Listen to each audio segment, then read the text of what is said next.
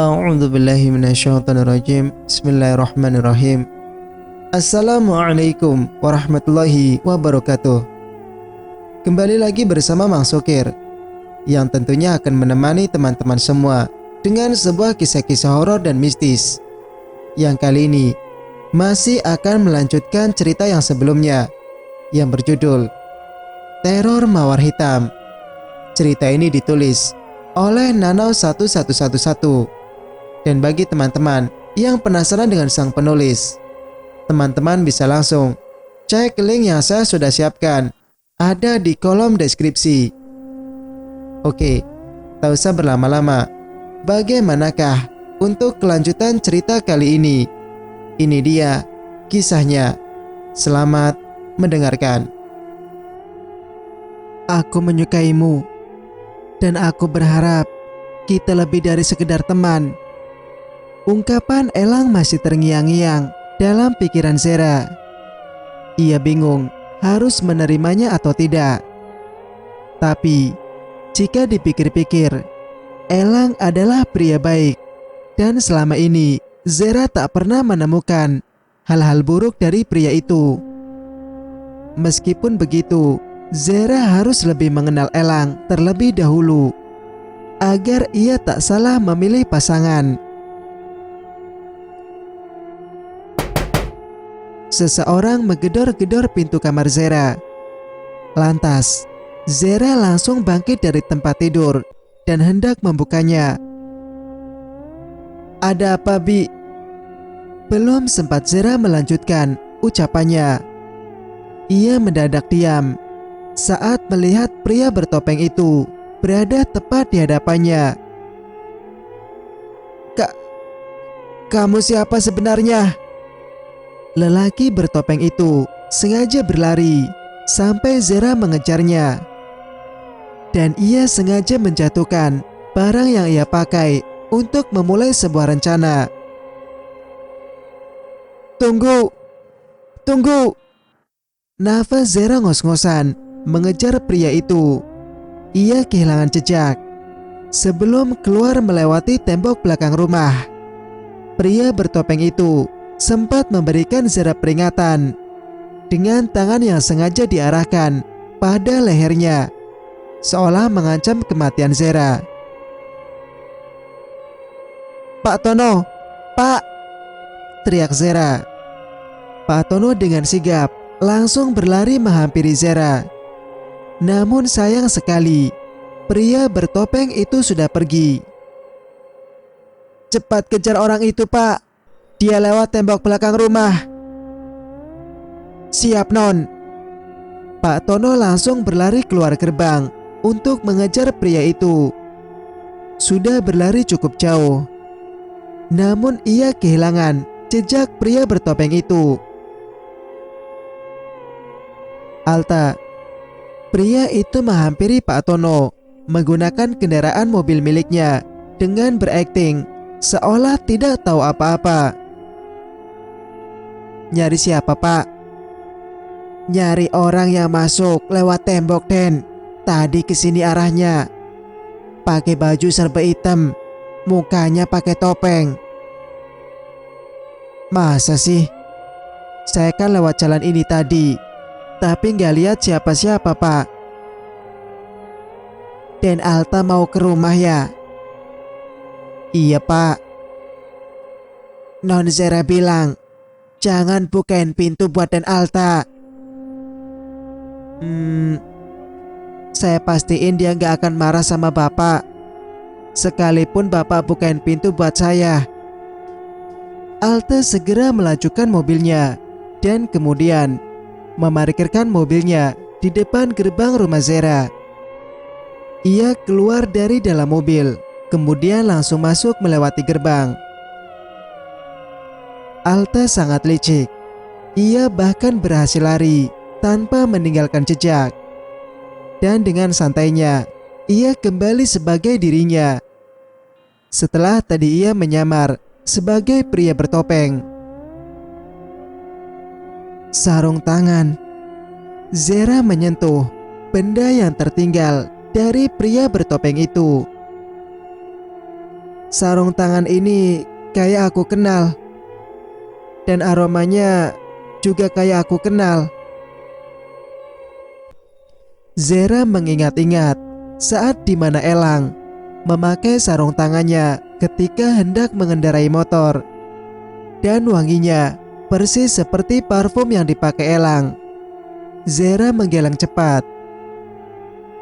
Gak mungkin, ini cuman mirip aja pasti. Meskipun berkata begitu, Zera tetap membawa sarung tangan itu ke kamarnya, menyimpannya di dalam tas sekolahnya, dan esok harinya akan ia tanyakan langsung. Alta tersenyum melicik di ambang pintu kamar Zera.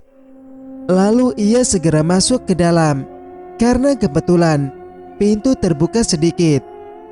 Menyadari kehadiran seseorang, Zera langsung menoleh.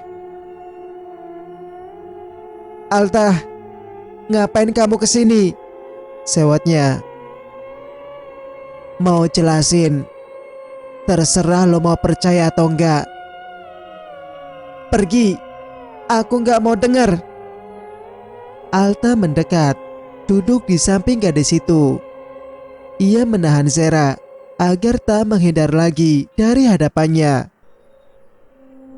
Kasih gue kesempatan buat jelasin ya. Aku gak mau tahu lagi Alta. Gini Z, gue cium sama dia karena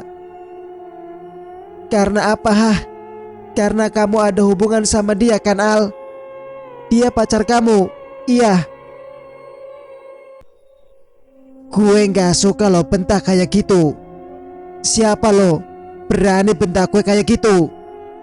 Lo pikir lo cewek yang paling berharga dalam hidup gue? Enggak, bahkan selama ini gue jadiin lo sahabat karena gue kasihan sama hidup lo yang miris. Miris karena gak punya siapa-siapa. Air mata Zara lolos.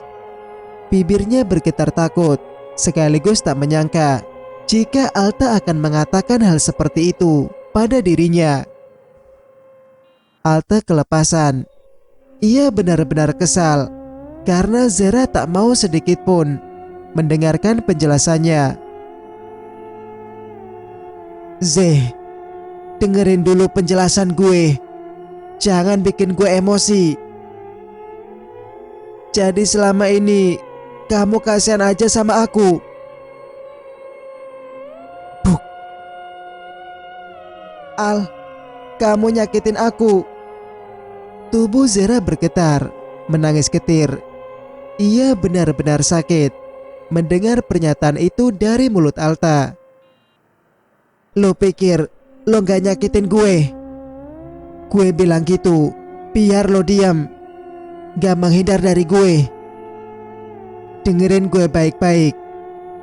Jessie bisa keluar dari sekolah karena gue bentak dia. Gue bahkan hampir nampar dia sebab dia berani fitnah lo. Karena gue cowok, gue gak berani nampar cewek. Tapi dia malah ungkapin perasaannya Z. Terus dia cium gue. Gue ke bawah suasana Z. Gue hypersex. Gue mudah tegang cuman karena ciuman. Tapi sampai detik ini cuman sama lo. Gue gak berani bertindak jauh. Gue gonta-ganti cewek cuman buat bahan mainan gue di atas ranjang doang. Zera menatap Alta saat dimana pria itu menjeda kalimatnya. Gue sayang sama lo. Lo sahabat terbaik gue. Gue gak sanggup lo jauhin Z. Padahal Zera sudah berpikir bahwa pria itu mau mengatakan hal lain. Tapi Zera kembali menyadari bahwa tidak mungkin Alta mencintainya. Please, percaya ya Z. Zera terdiam. Sayang. Apa sih sayang-sayang? Sewot Zera. Sayang, Alta malah sengaja merapatkan duduknya di samping Zera. Suka kan lo gue panggil sayang? Gimana kalau setiap hari gue panggil sayang? Pipi Zera merah merona tak karuan. Kemudian ia menenggelamkan wajahnya di bidang dada Alta. Sebenarnya kamu anggap aku sahabat atau bukan, Al? Kenapa aku selalu lihat rasa cinta dari mata kamu? Atau aku hanya sekedar berhayal aja? Sayang, jangan nangis lagi ya. Maafin gue. Alta mengusap-usap punggung Zera lembut. Dasar cewek lemah. Diginiin sama gue aja langsung lembek kayak agar. Tapi bagus deh. Seenggaknya gue dapat kepercayaan lagi dari lo. Maafin gue ya. Alta mengusap lembut air mata yang turun dari sudut mata gadis itu. Zera mengangguk pelan. Dan kemudian Alta mendaratkan ciuman hangat untuk gadis itu. Malam ini terasa hangat dengan kehadiran Alta di sampingnya. Padahal tadi Zera sempat kepikiran soal pria bertopeng yang sampai detik ini belum ia ketahui siapa. Esok harinya ia akan buktikan sendiri jika benar itu Elang. Kemungkinan besar Zera akan sangat membenci pria itu. Dan besok hari terburuk buat lo, Elang. Jangan pernah main-main sama gue. Karena sekali main, lo bakalan tahu di mana letak bahayanya. Gumam Alta dalam batinnya. Singkat cerita, Zera menghampiri Elang yang baru saja memarkirkan motornya di parkiran sekolah. Elang, mendengar suara yang tak asing itu, membuat Elang langsung menoleh ke arah suara tersebut. Elang membuka helmnya, kemudian menghampiri Zera. Laki-laki itu menampilkan senyum manisnya di hadapan Zera. Kenapa, Zeh? Kamu mau kasih aku jawaban? Tanyanya tak sabar. Kamu ngerasa kehilangan sesuatu nggak? Elang sedang mengingat-ingat. Kehilangan apa emangnya? Dengan cepat Zera merogoh tasnya, mengambil sarung tangan yang berinisial E, yang artinya memang itu huruf depan nama Elang. Loh, sarung tangan aku kok bisa sama kamu sih? Semalam kamu habis dari mana? Sekarang ekspresi Zera terlihat serius. Sementara tanpa sepengetahuan siapapun, Alta tersenyum lecek dari kejauhan. Pertunjukan paling menarik, gumamnya dalam hati. Aku di rumah Zeh, ke tempat tongkrongan sebentar doang. Kenapa emang? Bohong, ini sarung kamu kan? Iya, sarung aku. Kenapa? Zera melemparnya kasar. Jadi selama ini kamu yang teror aku dan hampir bikin aku gila. Kamu yang tega lakuin ini sama aku. Dahi Elang mengkerut bingung. Apa maksudnya? Gue neror. Maksudnya gimana sih? Dan apa hubungannya sama sarung tangan gue? Aku nemuin itu saat cowok misterius itu datang lagi di hadapan aku. Dia lari. Aku gak mampu ngejar. Tapi sarung tangan itu tertinggal. Dan sekarang aku dengar sendiri dari mulut kamu bahwa itu milik kamu. Lang, aku kecewa. Aku benci sama kamu. Aku gak nyangka kalau kamu sejahat itu. Kamu selicik itu buat nuntasin dendam kamu sama Alta. Alta sama sekali gak bunuh sepupu kamu. Seharusnya kamu percaya, karena gak ada bukti apapun yang menyeret Alta dalam kasus pembunuhan terhadap sepupu kamu. Meskipun aku gak kenal siapa sepupu kamu, tapi jika aja dia masih hidup, dia bakalan kecewa punya ponakan seperti kamu. Air mata Zera lolos begitu saja. Jantungnya merasakan sakit luar biasa. Selama ini ia beranggapan Elang adalah pria baik. Namun kenyataannya, pria itu ada di balik teror mawar hitam. Kamu bilang mawar hitam melambangkan kematian. Tapi sayangnya, sebelum aku mati di tangan kamu, semuanya sudah terbongkar. Gue enggak. Cukup. Aku kecewa banget, Lang. Asal kamu tahu, tadinya aku mau kasih kamu kesempatan buat masuk ke dalam ruang hati aku, buat jadi orang yang bisa ngisi hari-hari aku. Tapi ternyata kamu yang asli itu seperti ini. Kamu hampir buat aku gila, Lang. Zera tak sama sekali memberikan kesempatan untuk Elang bicara. Gadis itu berlari pergi, meninggalkan pria itu. Elang hendak mengejarnya, namun ia berpikir, ini bukan waktu yang tepat. Ada yang jebak gue dalam situasi ini. Gue bakalan cari tahu. Dan setelah gue tahu, gue bakalan temuin Zera lagi. Di sana Alta tertawa puas. Dan hadiah selanjutnya bakalan bikin lo lebih hancur lagi.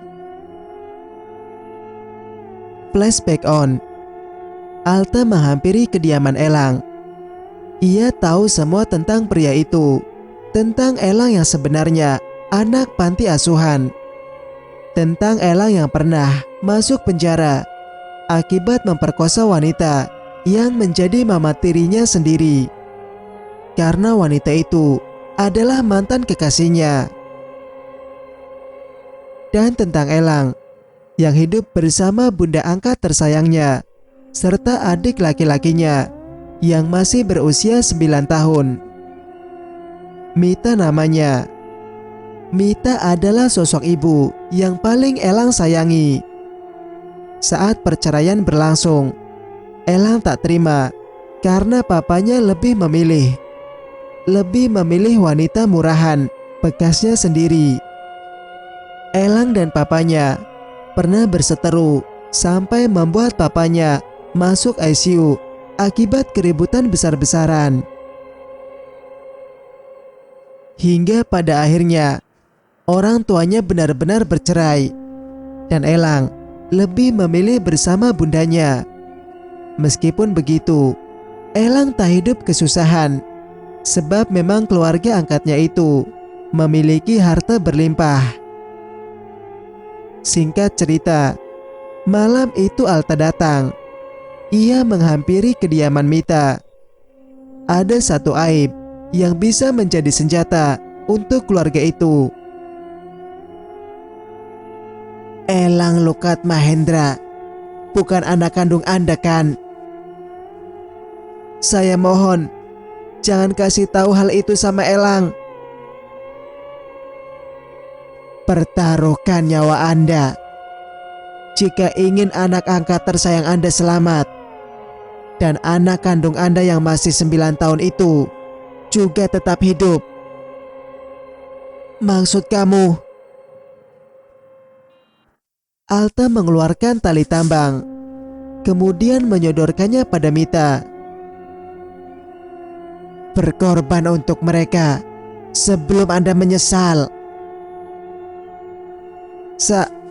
Saya harus bunuh diri. Iya. Atau Alta memberikan video tentang Vito, anak berusia 9 tahun itu yang sedang duduk di taman bersama orang asing. Anak itu nampak bahagia dengan orang asing yang padahal suruhan Alta untuk bisa menculiknya, kemudian membunuhnya. Hanya dengan satu tepukan tangan saja dari Alta. Lihat, dia gampang sekali akrab dengan orang baru. Anda bisa membayangkan jika anak kandung Anda dibawa ke sebuah ruangan kosong, gelap, dan dia menjerit ketakutan. Lalu kemudian menjerit, meminta pertolongan saat nyawanya terancam. Jangan, saya mohon jangan lakukan itu. Mita berlutut di hadapan Alta. Maka dari itu, terima tawaran saya. Anda tahu kan apa yang Anda bisa lakukan dengan tali tambang ini? Anda bisa menulis surat terakhir untuk anak angkat tersayang Anda. Lalu jujur apa adanya tentang dari mana Anda menemukan anak itu. Setidaknya Anda tidak membawa dosa dan rasa bersalah setelah kematian Anda, bukan? Mita tak punya pilihan lain. Ia mengikuti apa yang Alta katakan. Gue udah bilang, Lang, lo jangan main-main dengan Alta Dirgantara. Karena gue mudah cari banyak informasi tentang siapapun. Lo jadiin Zera sebagai kelemahan gue. Gue bisa jadiin keluarga palsu lo ini sebagai kelemahan lo. Flashback off. Cerita pun bersambung. Bagaimana menurut pendapat kalian? Jika kalian suka dengan ceritanya, jangan lupa untuk like, komen, dan subscribe channel ini agar bisa mendengarkan cerita-cerita berikutnya. Wassalamualaikum warahmatullahi wabarakatuh.